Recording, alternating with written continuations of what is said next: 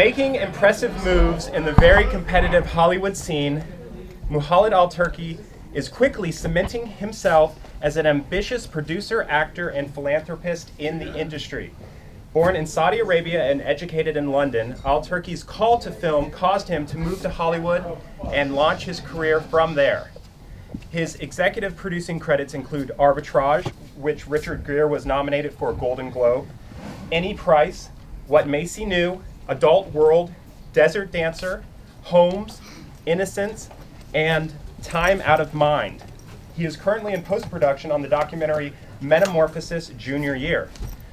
Also making a special surprise appearance, because as you can see, there's actually 5 chairs up here tonight. So you're probably wondering why we have so many chairs. Is the director of Arbitrage, and we just found this out a couple hours ago, Nicholas Jarecki, and the co-star Nate Parker. Moderating tonight's Q&A is producer and knife instructor Saja Elmo-Tassib. Now, 1 hour ago, we have 4 chairs up here. 1 hour ago, Mohammed gives us a call. He says, I'm going to have a 4th guest come. I'm not going to tell you who it is yet. And I walk into the green room, and I find out Michelle Rodriguez is here. So, very exciting.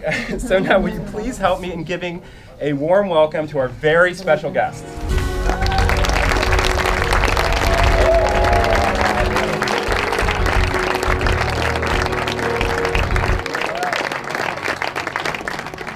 Hello, everyone. Did you all like the movie? Yeah. Right? Well, we have the director, the writer, the executive producer, one of the stars, and we have a very special guest with us, as Robert just introduced. So these guys and gals are very busy, so I'm actually going to get started with Q&As.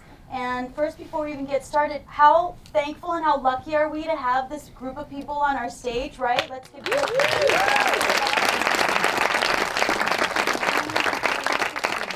So I'm going to ask a few questions, and then, guys, we'll ask you to open up some questions about things that are pertaining to film and the industry and things that have inspired you, and hopefully pertaining to what you just saw in the movie, which these guys were responsible for. Who wants to go first? Mo? Yeah, sure. Okay. So this is Mohammed Al Turki. He is the executive producer of the movie, and just fresh from Sundance. And let's see. So you're from Saudi Arabia. Yes, I am. Thank you. I hear you. I hear there's 80 Saudi students here, which and is growing. Incredible. And growing, yeah. There's quite a Saudi culture here at NIFA, and we're really happy about it. So how did somebody like yourself, in Saudi Arabia get started in the entertainment industry and making movies? Well, in Saudi, we don't have movie theaters, but it never stopped us from being artists or having any talent. We've got a lot of knowledge in filmmaking and music and just different arts.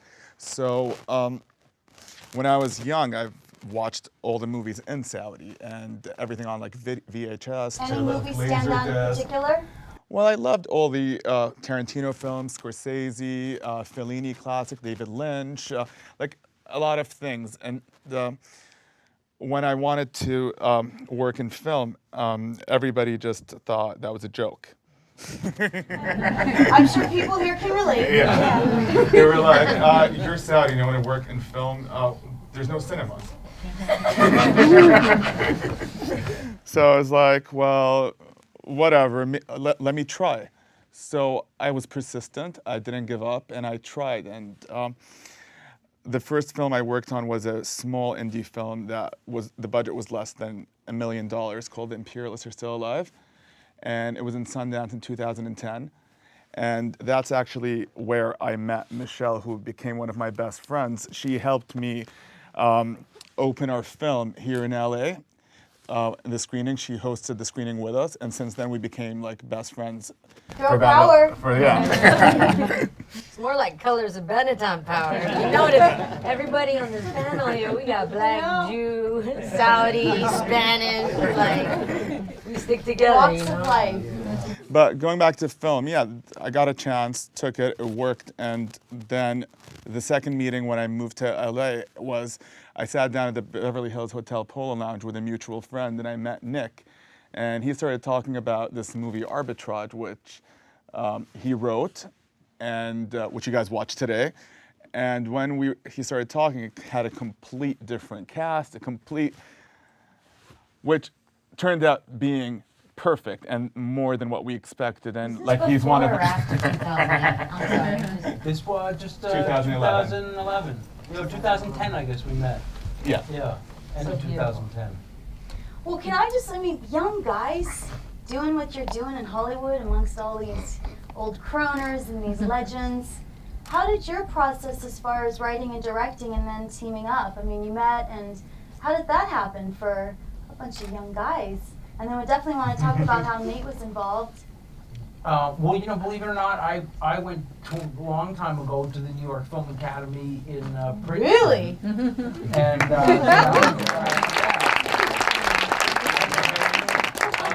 And so, you know, when I was like 16, I took the summer course and I made some short films, and then I got to work on a real movie. I was a computer hacker. And it was an interest Nate and I shared. How in But vogue. so I worked on Hackers with Angelina Jolie, and I was the technical advisor. And so, you know, when you're a 16-year-old kid hanging out with Angelina Jolie, it spoils you for regular work. And so I knew that I had to become a film director, because other than the star, which I knew I wasn't going to be a star like Nate, you know, or the producer, the stars, you know, the director's the next best job. So, but I went to film school, and I did a bunch of different things. I wrote a book on filmmakers, you know, and I kept being in rooms like this and thinking, well, how do you What's the make a book film? called? It's called Breaking In: How 20 Film Directors Got Their Start. Guys, it's a And, good book. yeah. I was taking a look at it, and I think it might have to be on my next class criteria for books to read. Well, I appreciate that, and I think I still get $1 if you sell it. A dollar, really? You know, books are a labor of love. They are. Like but- films. Yeah, well, films are too, and so this film, you know, this all came together pretty fast. I met Mo, and I think I met Mo even before I met Nate, or we probably all met around the same time. Interestingly enough, Nate and I, we shared a love of reading. And in our first meeting, I knew Nate was a great actor, a rising star. You know, he'd been in film for Denzel Washington and directed, and he'd been in a bunch of films. But then he turned out to be a voracious reader, and I love to read. And as does Mo, so and as does Michelle. So it's you know, reading's a great pleasure, and that's something we all shared, an appreciation of arts and literature. I met Mo, you know, right away. I could tell that he was really about film as an art and not just as a business. You know, film is a good business, irrespective of what people say. There's a lot of interest in films, and people want to watch them and consume them, and there's many outlets to make them and sell them. But, you know, I think when you're working with someone in something that's not totally a commercial project, where there is a passion, it can be even really more fulfilling. And I saw that in Mo and in Nate, and, you know, now in Michelle and new things. So that's, I think, what bound us all together was a feeling that we wanted to do something that meant something. Can you tell us about your writing process from start to finish? Is it something that is extenuatingly painful, which most writers know, and then they get behind the director's seat and direct something that they wrote? Can you touch a little bit about that? Well, interesting, Nate is directing a film now, so That he's going he into just his wrote, first film. actually. And as a writer and director, what do I say in classes? It's so important to be multi-talented. It's just not enough just to be one capacity anymore. So. And Michelle's writing as Michelle well, writes. believe it or not. That's awesome. I waited 13 years to even have the balls to write. I'm like That's that. good. Yeah. But this is what That's we're scary. constantly seeing is you are talented in one aspect, yet you're pursuing others. I mean, Bradley Cooper's directing now. I mean, Angelina's directing. It's just we're branching out and being, in fact, multi-talented. Can you tell us about that, please? Yeah, you know, in this town, there's not a lot of respect just for the simple artist that waits around for the phone to ring. You get thrown into a category very quickly, and your career often ends as quickly as it starts. What people don't talk about much in this business is the discipline it takes to actually really get anything done. Whether Oh, yeah. you know, writing is difficult because writing isn't this glamorous thing where you sit down one day and you pump out 50 pages and then you go about your day and go get coffee and hang out with your friends. I wish. You know what I mean? It's I think everybody wishes. I wish. Right. It's really, I mean, you have to get on a schedule and you have to get up at 5 in the morning and when no one's around and it's quiet and then just bang your head against a wall until something comes out and then realize that it's all crap and then when you think it's good you send it to someone like Nick and he says and you're like shit and you start over. It's a lot of But work. there's days when it's going good too. There are days, And, there are. You right, gotta- you it's send the it good to with the someone bad. and they say it's great. Yeah. And you don't even believe them. It's true. It's absolutely true. So I think that, for me, very early on, I realized that the town was pushing me into a direction I didn't want to go. To do films that I thought perpetuated a mentality that I didn't want to participate in, and I felt I had a decision to make. Either I, erase my line in the sand and just do what they asked, or pick up a new talent and develop it and surround myself with people that I believe had more talent and more wisdom than me, and then listen and just kind of develop that thing. It takes time, but like they said, I'm directing a film now, and of course we spent the whole last 30 minutes talking about it. As soon as I saw him, he's like, so what's going on? I'm like, fuck, shit. The pain, the agony, the joy. But then I said, and then at the very end I was like, well, I'm happier than I've ever been. Then you know you're doing something right. Right. And You if know you're anyone doing in here something owns an right. oil field or has experience closing that last part of financing, He's not kidding. Come this way. I'll take it. I have a collection plate. Well, I'll what's pass it. the title of the film so far? The Birth of a Nation. Okay. It's a biopic on a guy named Nat Turner. who Very wrote the nice. most Birth of the stupid, Nation. We're looking legislative out all for the it. time. Wonderful. Yeah. Well, before we even jump into more questions of myself, how about I'll take a question from someone out there, because I know you guys are on a limited or on a sort of a time constraint. So why don't we take a question? Yes? The director, were you 25 when you directed the film? No, I was not. I was 30 or 31. But I had made.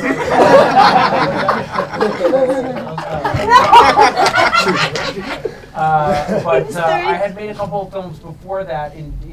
One documentary and co-wrote a film and produced a documentary. But it was the first one I wrote and directed. But I felt like I was 131. And I'll add, he would never say this, of course he wouldn't, but he's a genius. He's is one a of the, genius. Night, time out. And I don't just say seriously, he's one of the most read people that I've ever met. Politics, he knows his he just knows so much about so many things. And that when we first met at Chateau Marmont, they're like, there's a script. And I read the script and I was like, yeah, I want to meet this guy. We met and we just talked about everything. And I was blown away because for me, I have a heart for the African American community and the disparities affecting us, whether it be in education or the prison industrial complex, all these things.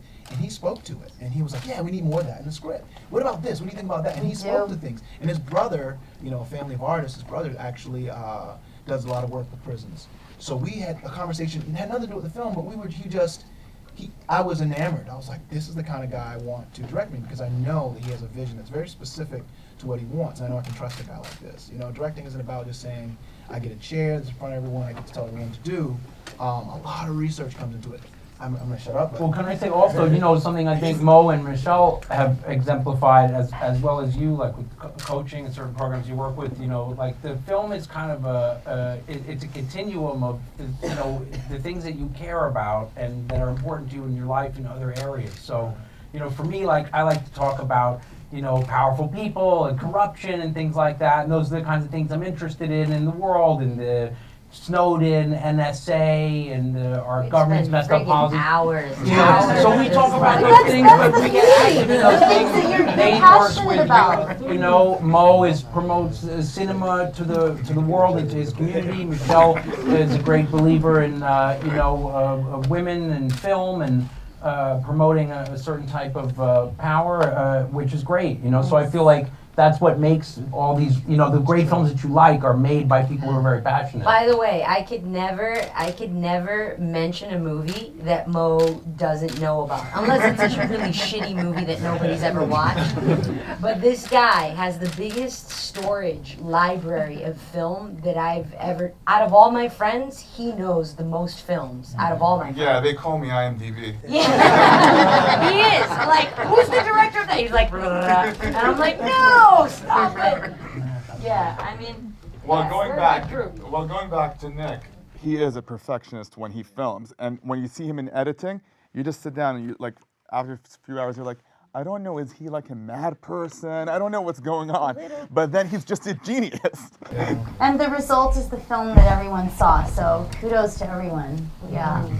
How was it working with, oh, you want to answer? Okay. I'm doing it the official way. Please, thank you. Let's take another question. Because I'm short.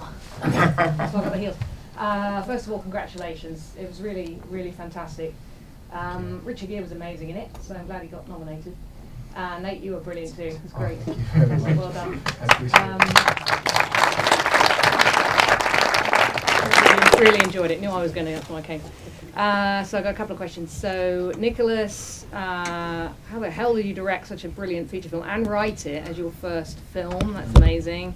And Mo, I'd love to hear a bit more about how the two of you got together and what kind of inspired you to get involved, and you know, and how involved you were in the creative process as well, obviously in the role of executive producer. That's a couple of questions for you. Well, I would say that it came out so well with a lot of luck, honestly, you know, of getting a great cast and getting a great group of people, one of whom was Mo, to support me and take a chance. And then I like to really have a lot of cooks in the kitchen, so I like to have people around, what do you think about this, and could we shoot there, and come in and take a look at this cut, right? Because I know that ultimately I'm going to make the decision, so I like to have a lot of input. And so Mo was really there and supported me in the whole process.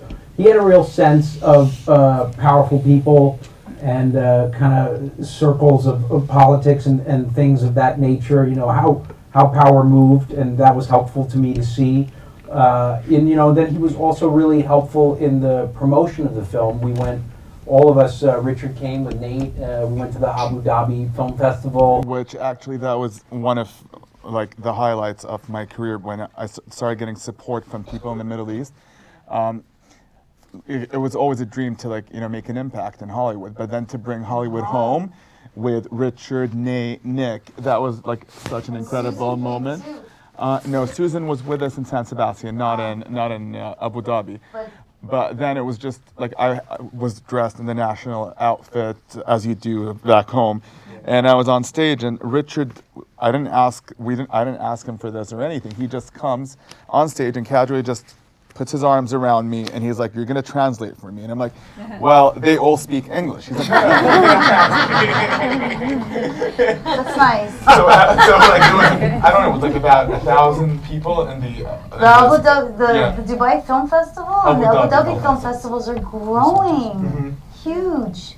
Some good things are coming out from the Middle East. Well, it's wonderful to have the team around you, because as you know, one hand does not applaud itself. So the art of collaboration is what filmmakers are in a sense encompassing. So kudos again that your team was there and to support the film. Shall we take another question? Hi. Great film. I wanted to know what was the hardest part about directing this film and how you overcame it. Like how you dealt with it. You know, on a practical level, it's really getting the film off the ground is very difficult when you haven't made a film before, and first time as a filmmaker, you have to build a team around you, financing, acting, creative, craftspeople, and it's difficult to convince people of your vision and that you're not a crazy person. I mean, you have to be a certain amount crazy to even do this or be here. So that's understood, but that you could pull it off is you know, people. You got to get people to buy in and have that faith. And almost like not to use too religious a metaphor, but who's a Martin Luther? You know, he nailed the cross to the wall and said, like, I'm going to do it on faith alone. You know, so it's like you got to convince everybody. Then I would say on a practical level, making the film, you know, you have a great advantage, as everyone here knows, when you've written the material, because it originated with you. So Woody Allen talks about this someplace. He's like, you know, how do I know he's supposed to come in there? He's like, well, because that's when I wrote it down, that's where he came in. You know, he used to say anything different. Because I said so. You know, but so you saw it already, and you're kind of just reconstructing what's already up here. So that's very helpful. And then I would say, you know, what is the challenge always is time, because there's never enough money. You know, time is money on a film. Films are expensive by the day. And so you got to make sure that you get what you need. You know, you can't leave until you got it. But you only have a certain amount of time, so it's a delicate balance. Thank you. Hello. Yeah, the question is, when you work with someone like Richard Gere and almost halfway through the movie we just have him. Also, it's great that we have actors here so everybody can talk about it. And it's always like close-ups. We're going everywhere with this person. What kind of things does an actor need, not personally, but in order to do his art and job in such a situation, you know, that you're almost always just filming this character because until the middle of the film we're just You mean with actors him. in general or someone surrounding The Richard? lead, I think she's talking Like about the lead. amount of work that because sometimes you cut from the main character to other people, but in this movie, for example, we are with Richard Gere most of the time. First off, you want to make sure the person's comfortable. And secondly, you want to make sure that the environment that they are that they're acting in is completely professional. What I mean by that is that you don't have a bunch of people interrupting this person while they're in their craft, because of the fact that he doesn't really have a lot of time as the lead actor in the film. I experienced this only once in my life, and I stopped doing the lead in a film, and that was Girl Fight. And I literally, one day, you can't breathe. You're in every scene.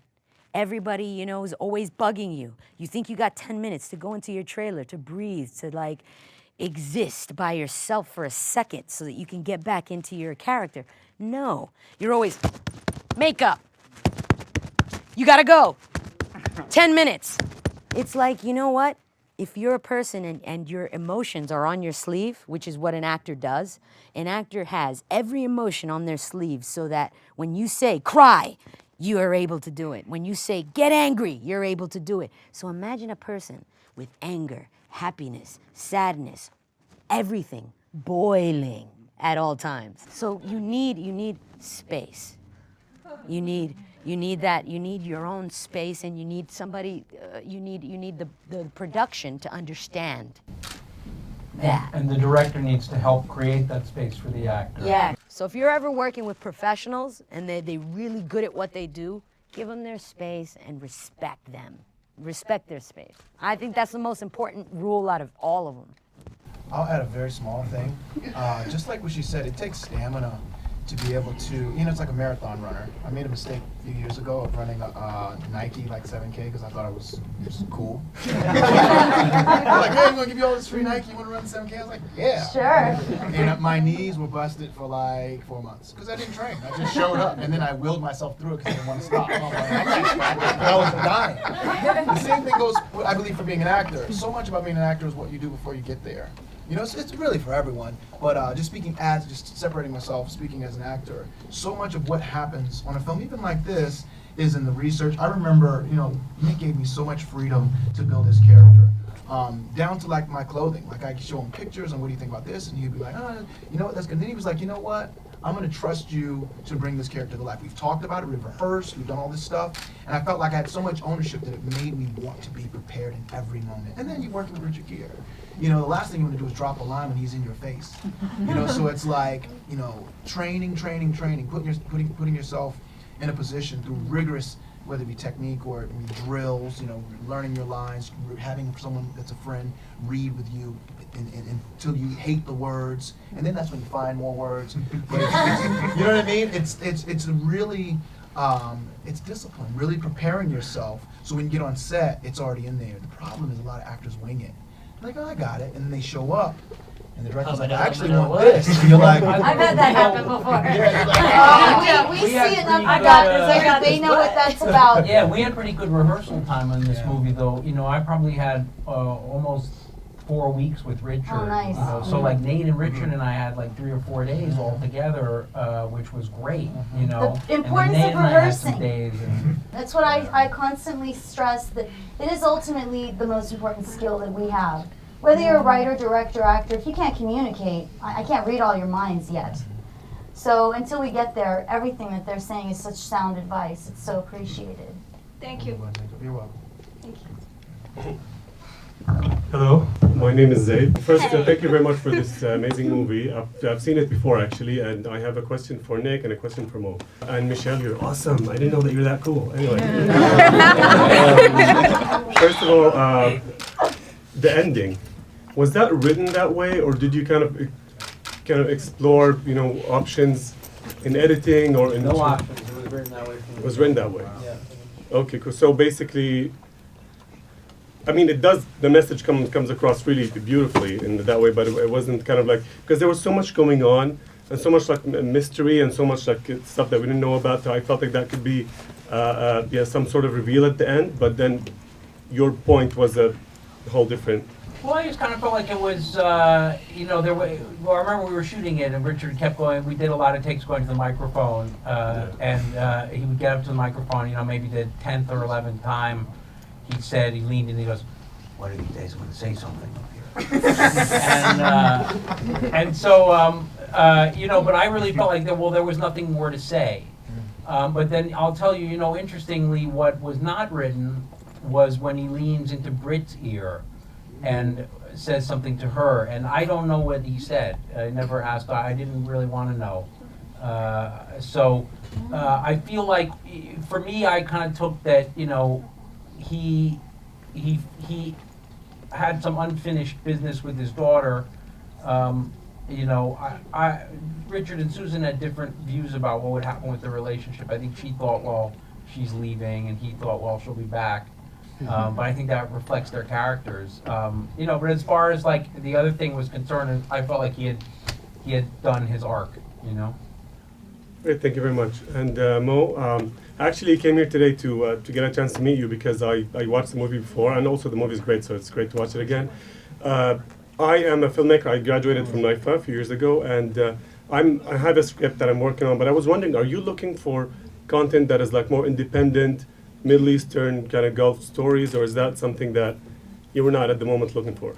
I was going to ask you this actually after, but I knew that we're going to. I had a bad experience trying to do a film based in the Middle East, and for the simple fact, I love the script and everything, but then it's different doing a film if you've done a Hollywood film, then you're doing a movie in the Middle East. You need a completion bond. You need all these things that films from that region don't have or don't provide. So I was just looking at the whole thing, and I'm like, even if I like the script, my investors are going to get zero return, and it doesn't make any sense for me to get my investors to put money or put money personally in a film like that. So I was completely, I put that off the table. At the end of the day, I don't want to lose money as well. Producer! How do you get films operating in that region then? Well, find a viable a lot model for that? What a lot of movies are done, the government provides them, but they don't even release them. Like they've done a movie in Dubai called City of Life. It was just for Dubai, and Dubai funded it, so they were not looking for a return. So it's a charity from the state. So when you want to work with these people, they're like, yeah, but it's fine. We'll just release them in the 15 theaters we have in the GCC, and you're like, nobody else sees them. What about making films that are about the Middle Eastern culture that maybe are set in different places, like not necessarily in your hometown? Because there's an alternative to every problem, guys. Well, what you're doing Desert Dance. Yeah, exactly. I mean, well, for example, she's a hero of mine, is Saudi director Haifa al-Mansour. Basically, Haifa more or less went and knocked at every single door in Saudi asking for people to fund her movie about a girl with a bicycle, and everybody shut her down. So she met with 3 German producers who believed in her and gave her the funds to film in Riyadh. And the next thing you know, the movie's official selection in Venice, and it gets a bunch of awards, and it gets nominated for a BAFTA. And she's the first Saudi filmmaker, so she was persistent. She got where she wanted, and her films like her film, or Nadine Lebaki's films isn't the same model of Arabic films that have an international appeal, go to prestigious festivals, and land distribution deals worldwide, and are profitable. So that's what he's looking for when he's looking for a Middle Eastern film. He's not just closing the door on it. This is our last question because, guys, we're really running out of time. Hello, this is Abdullah. Thank you very much, guys, for coming here and share us with your valuable experience. My question is for Mo. You came from Middle Eastern culture, which is full and rich with untold and unknown stories. And I believe the next filmmaking trend is gonna be multicultural content. Do you have the intention to make Arabian stories here in Hollywood? Well, my producing partner just produced a movie called Hologram for a King, based in Saudi Arabia, based on the Dave Eggers novel. It starred Tom Hanks, and it's about a guy who goes to Saudi to work in King Abdullah Economic City and ends up falling in love with the culture and getting a relationship with a Saudi, becomes best friends with a Saudi driver. And that film comes out later this year. But I do have an intention to do films that kind of, like Hollywood films that are based in the Middle East, which can shed positive light to our country and can support Saudi or support any cities in the Middle East, like Beirut or Egypt. But in the same sense, if the story is great, there's a lot of stories in Egypt, there's a lot of stories historically. And if someone's if you get a great team and you can and do it the right way, they can be big successes. Thank you very much. Thank you. Well, I know you guys have to go. I've had such a wonderful time chatting up with you guys. Thank you so much for sharing your stories, your experiences, for being honest, for being generous with your time. I'm sure I speak for everyone and say how absolutely insightful this was, and educational and fun. So thank you so much. Can we give them a round of applause?